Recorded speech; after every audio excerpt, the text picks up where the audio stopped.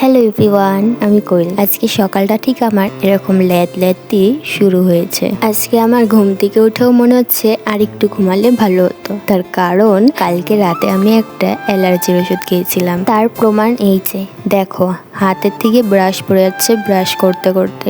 মানে এতটাই ঘুম পাচ্ছিল, এতটাই ল্যাদ লাগছিল যে কোনো কিছু ধরে রাখার শক্তি আমি পাচ্ছিলাম না। আর অ্যালার্জির ওষুধ খেলে না 2-3 দিন এই শরীরটা এরকমই থাকে, এতটাই ঘুম পায় বলার বাইরে। এই জন্য আমি সহজে অ্যালার্জির ওষুধ খুব একটা খেতে চাই না, কিন্তু ওই যে অ্যালার্জি উঠলে কি করব, খেতে তো হবেই। আর জানো তো আজকে না আমার কলেজে যাওয়ার ছিল, তারপরে আবার এত জামা কাপড় কাচাও ছিল। আমি তো শুধু ভাবছিলাম কি করে আমি করব, কারণ আমার এতটাই ঘুম পাচ্ছিল। আর আমি একটু একটু করে কাজ করছিলাম, আবার একটু একটু করে ঘরে গিয়ে বসে ঝিমাচ্ছিলাম। আর এখানে দেখো ড্রাই ফ্রুটস গুলো আজকের থেকে খাওয়া শুরু করেছি।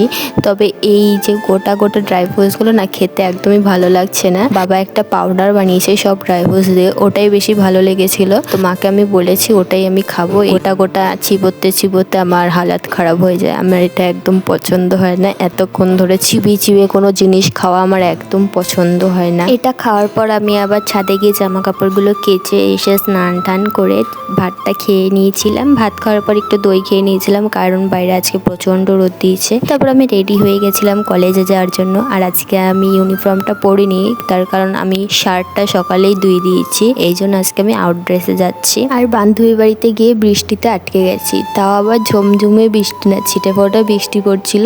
এই বৃষ্টিটা হওয়াতে গরমটা যেন আরো বেড়ে গেল। টুকটুক করে হাঁটতে হাঁটতে চলে এসেছি কলেজে। আর আজকে জানো তো মজার বিষয় কি, কলেজে গিয়ে একটা ক্লাসও করিনি। 12টার থেকে একটা ক্লাস ছিল, আর আমরা কলেজে এসেছি 12:15টার দিকে। তাই আর কি ক্লাস করব, এই জন্য আর ক্লাস করিনি। 1 ঘন্টা পর আরেকটা ক্লাস ছিল, তো সেটাও করিনি।